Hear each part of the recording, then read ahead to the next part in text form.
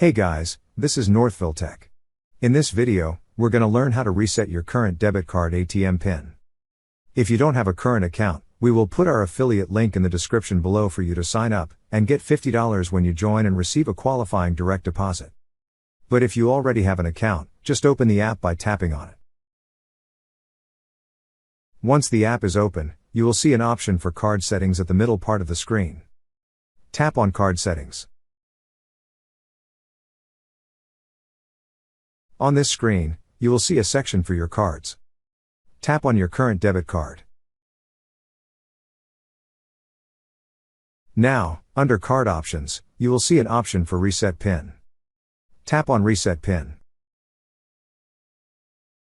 Then here, enter the new 4-digit PIN you wish to use. After entering, tap on Confirm. That's how you reset your current debit card ATM PIN.